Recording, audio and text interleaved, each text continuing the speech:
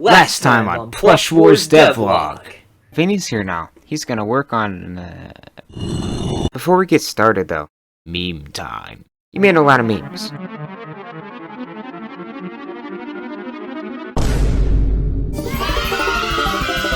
And like I said before, we're going to be taking one suggestion from the comment section every video. My favorite suggestion from last time was something we were pretty much planning to do, but our original idea was a little bit different. This one solves all the problems we had with it, so thank you. Alright, this time's going to be a little bit different. I got Vinny here with me. Last time around, we had what we like to call a little jumping problem. See, people would hold the jump button, and that's a problem when you're trying to kill them. So we decided to do something about that. It might look a little bit familiar, maybe this little game where there's like this green guy wearing green clothes, I don't know. You can jump, but you can only jump about 8 times before the thing runs out of stamina. You have to be strategic, and I like that. Moving on, from the beginning we've had head rotation and facial animation. This stuff's really cool, it's good for social Yeah, socialize with plushies. The problem is, it didn't show for anyone else, it didn't replicate. We tried doing that, and then it broke the entire game. We decided, you know what, let's do it again. And it worked this time. Sometimes these things just happen, just don't try to figure it out. So basically, we created emotes. You can assign cool emotes to each key, and they work for every single thing.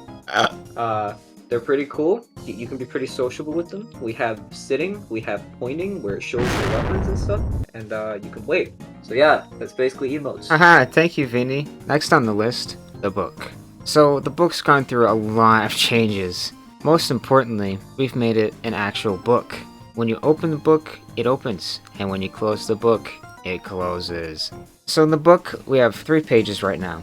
The store, tasks, and the settings menu. So right now, the most developed part of the menu is the store.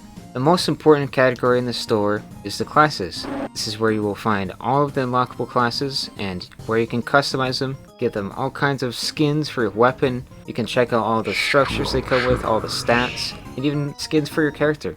Bookmarks. Anything which is crucial to the book are just shown up here as little bookmarks, like your mastery level and your buttons. Mastery is a combination of all of your class's levels. So basically, when you level up like good old Teddy or something, and then you unlock Canine, and you get like a level on him, if your Teddy is level 5 and your Canine is like level 2, then you're going to be like Mastery 7. So that's how Mastery works, and Mastery is used to unlock a lot of different cosmetics, and it's also used to unlock classes themselves. The next category is accessories. They're pretty similar to Roblox accessories, but they go on your actual class, and it's class specific. If you wanted wings on this class, but not in any other class, that's just how it works. You can also equip up to 3 accessories. They can all be hats, they could all be back accessories, or whatever you want. And just like everything else, they're unlockable and purchasable, because you have to have some kind of incentive to play the game, right? Wipeout effects. So at first we had this where you died, and it was a death effect whenever you just died, but we're like, hey, that's kind of boring, bro. So we made it so you can basically kill players, and there are cool little effects which happen instead of just that spin.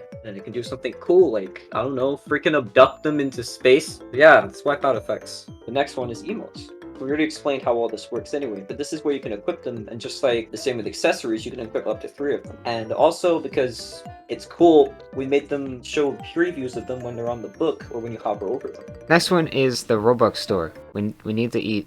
This is going to be your favorite page. One cool thing about this category though is that you can gift buyable products which are not game passes to your friends. So like if you see a cool pack or something, you can gift them to your friends or something if they don't have them. But basically you can buy things for other people. That's the motto here. The last page in our beautiful book right now is called the tasks page. This is where we have a bunch of different levels of tasks that you can complete in the game to get either money or cool rewards. It could be you have to reach a certain mastery, kill a certain amount of people, maybe do some crazy freaking thing for no reason. But don't worry, you'll get rewarded for it. So yeah, that's tasks. Last time around, we had the world's most basic GUI. There was a timer in the center of the screen. There was nothing but text, and every now and then you get like a notification. So we went ahead, redid everything. In the top right, we have this cool little timer that ticks down during matches. Also, there's a voting screen now. Don't worry about the temporary images. They're really temporary. Also, the notifications. That old notification, I hated it so much. It wasn't even made for this game. So, We have tons of unique notification types for different unique notifications. Say you just join a match, and you need to know the rules. Bottom left side, there is a cardboard notification because we love the style of this game. And someone wrote the rules on it with permanent marker. When you complete a match and you get XP, we wanted to do something really special. Something that feels like you're really gaining XP. It took us a while to figure out what exactly that means in a plush theme, but eventually we landed on a jigsaw puzzle. You're putting together a puzzle of the XP bar. Once you complete that puzzle, you level up. Another thing, at the bottom of the screen, all of your current controls and abilities set out right there. On the left side of the screen, all of the menus you can open also have their own keybinds. They're just right there. So classes. Now, classes didn't exist in last devlog, but basically, we took a look at the game and was like, Teddy needs some friends. We made a bunch of different plushies. All of these plushies consist of Teddy, Canine, Fox, and Kitty. They're all different types, and they all have different abilities. Like, Fox has the ability to freaking turn into a smoke screen and shoot a spirit disc. Now, you may be asking, how does that make sense in a plushie game? Yeah, some of the classes are faster, they have different damages, different abilities, different powers, different strengths, and different weaknesses. But it should all bounce together to make a pretty fun experience. For each class, we kind of just took a look at what we thought would be good for the game. Like, oh hey, we want to make something that's sneaky or supportive or really good for defense and health.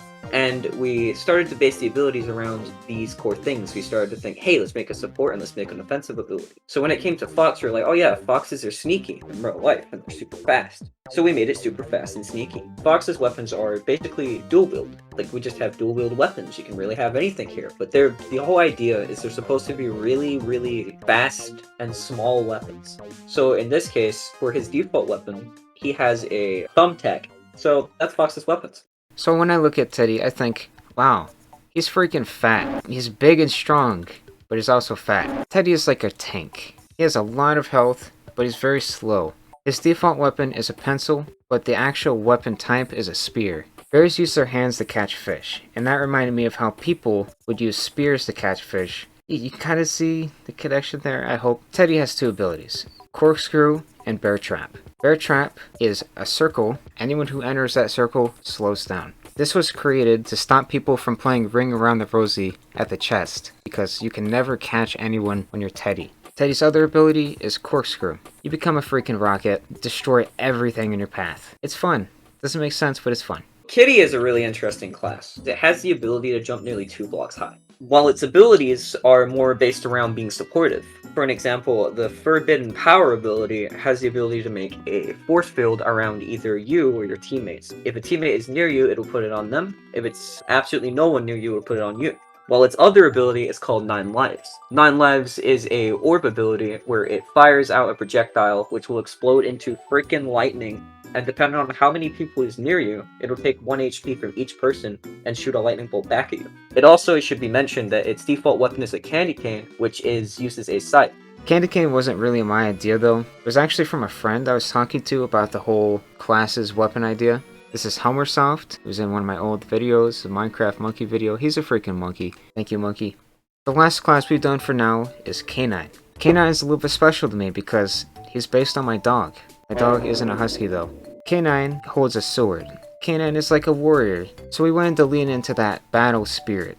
His abilities are Tail Chase and Lunar Wish. Tail Chase is a spin, and while you're spinning, if you hit someone, they're stunned. They can do nothing but take damage to your amazing skills. The second ability is Lunar Wish. This ability will summon a giant circle, and any teammates in the circle will have double damage, including you. So this is your battle cry ability. If you have someone playing Canine and everyone else playing a different class, he can bring them all together with this ability. The design we went with for the sword is a sandwich sword. It's the sword they put in a sandwich to keep it together. Certain restaurants you'll see. That's about it for the classes. We've done a whole lot of balancing to get this just right, and we want this to really feel like a war. Most classes have unique structures to them. For an example, Canine has his awesome turret marble thingy, which we'll probably talk a bit more in depth about later. Fox has these sneaky little landmine type things which turn invisible if they're not on your team, and they will deal damage to people whenever they step on them and explode, dealing AoE damage. The kitty's special structure is a Tesla ball, but this Tesla ball is broken. I don't know about you, but I don't want to be anywhere near that thing. This is actually based on something that happened to me in real life. Basically, we were doing something dumb, and we knocked a Tesla ball over. Luckily it wasn't on, but if it was, we'd be playing Plush Wars in real life. The Canine's special structure is the marble launcher. It goes wherever you point your mouse or wherever you look. Depending on your device, the controls are going to be different. This is your classic rubber band with a marble on it. It will just launch marbles at everyone's faces, give them a black eye. Another important structure that most classes have is the desk lamp. It may not look like much, it may look like a light source, but this is actually a healing station. If you stand in the light, you will regenerate health very slowly. Why? That's weird. Maybe it's like a lore thing. I don't know. Anyway, moving on from structures. So right now we have an issue with Fort War. People basically can't break into each other's bases and get even a singular hit. We have had a lot of different brainstorms. One of mine was that maybe we could possibly cap out the rounds, but at the same time that's very restrictive. One of the ideas that you've had, which is what I think I want to do, is sudden death. Idea is, if both teams tie and no one has done any damage to the chest, last man standing. It becomes an all-out brawl. Team imbalancing. This is a little bit of a weird problem. It's pretty typical in most round-based games like this. But basically, Chrythm's had this cool idea that maybe we can add bots to this. Although, it's still completely unaware of how we can pull this off. Just as Wow, looks like you're all caught up, at least mostly. We've completed all of the main systems that we want. Everything that we need to make has support to be done. We can do it. We just have to make content. We have to do things to fill in all those gaps. We have to connect everything together. We need game modes. We need maps. We need skins for the weapons and skins for the classes. We need accessories. We need tasks. We need tons of unlockables. And we need a reason for you to play the game. We have a lot of work to do. I don't know if you can tell, but we're both programmers, and we're not very fond of modeling and texturing. But we can get the job done.